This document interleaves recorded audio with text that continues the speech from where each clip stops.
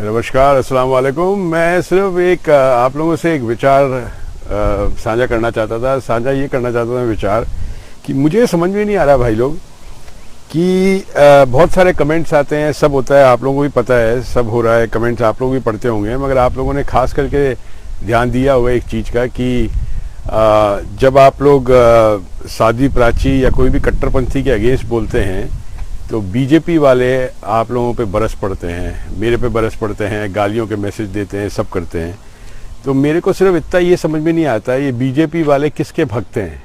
ये सबका साथ सबका विकास का जो स्लोगन है उसको आगे बढ़ाना चाहते हैं या कोई इनका अपना एजेंडा है जिसको आगे बढ़ाना चाहते हैं। मुझे लगता नहीं है कि ये लोग जितने भी लोग हैं 31% लोग ये बीजेपी जो इनकी सरकार का जो एजेंडा है उसको आगे लेके जाने की कोई कोशिश कर रहे हैं या जो प्रधानमंत्री साहब हैं उसको कोई भी उनको इनकी वजह से कुछ उनको हेल्प हो रही है, क्योंकि ये खुद ही कंफ्यूज हो गए हैं। ये प्राइम मिनिस्टर के भक्त हैं या ये लोग भक्त हैं साध्वी प्राची, योगी आदित्यनाथ और ये जितने भी कट्टरपंथी लोग हैं इनके भक्त हैं।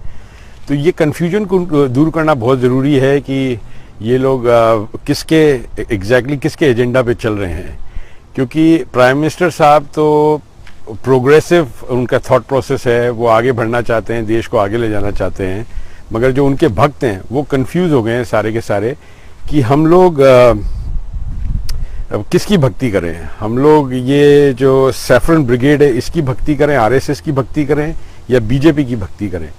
तो आप ये सोचिएगा, बहुत ही ज़्यादा मज़े की बात है ये कि इन लोगों को खुद ही आइडिया नहीं लग रहा है कि ये लोग किसके एजेंडा पे चलें, बीजेपी के एजेंडा पे चलें सबका साथ सबका विकास, या ये एजेंडा चले आरएसएस वालों का।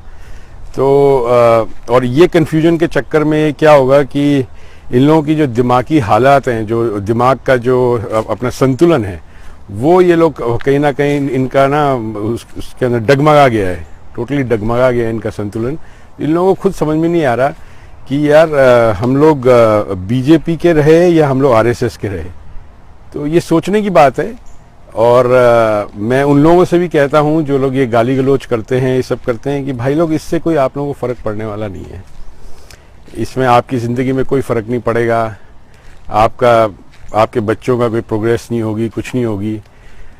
और जो लोग ये बोलते हैं, जो लोग लिखते हैं और जो लोग कर रहे हैं, मुझे लगता नहीं कि ये लोग ज़्यादा पढ़े लिखे लोग हैं, क्योंकि इन लोगों के हाथ में ऐसा होता है ना, जैसे बच्चा रो रहा होता है, उसके हाथ में कोई नई चीज़ दे देते हो, आप नई गाड़ी दे देते हो छोटी सी, थोड़ी देर वो खेलने लग जाता है, फिर वो बोर हो जाता है, फिर वो दोबारा आ जाता है रोने के लिए।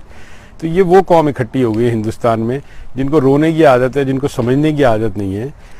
प्राइम मिनिस्टर साहब बाहर जाते हैं समझने के लिए, सीखने के लिए, लोगों से बात करने के लिए। आप लोग क्या करते हैं, आप लोग लोगों से बात नहीं करते, आप लोग लोगों से झगड़ा कर लेते हैं। अब आप एक बात ये सोचिए, जितने भी ये अपने भक्त लोग हैं, ये आप लोगों को सोचने की ज़रूरत है भाई लोग, कि अगर यही चीज़ प्राइम मिनिस्टर करें आपके, जैसे वो किसी से बात करने जाएं और सामने वाला उनको गालियां बकने लग जाए या वो गालियां बकने लग जाए, तो इससे प्रोग्रेस होगा क्या कंट्री का? उनका कोई फ़ायदा होगा क्या इससे?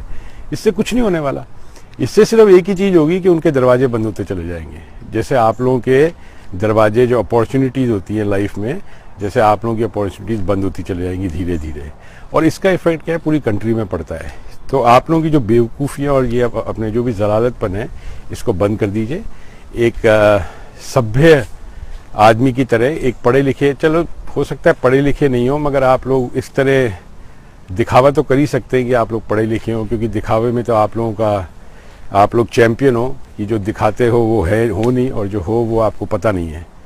तो ये चीज़ सोचिएगा आप लोग सब। और हमारा जो स्लोगन है एक देश एक परिवार का, वो स्लोगन ज़्यादा स्ट्रॉन्ग है सबका साथ सबका विकास का, क्योंकि सबका विकास हो नहीं सकता अपने देश में। इसके बहुत बड़े बड़े रीज़न हैं, क्योंकि अपने देश का जो माइंडसेट है वो इतना ज़्यादा ख़राब हो चुका है कि सबका विकास तो होना ही नहीं है।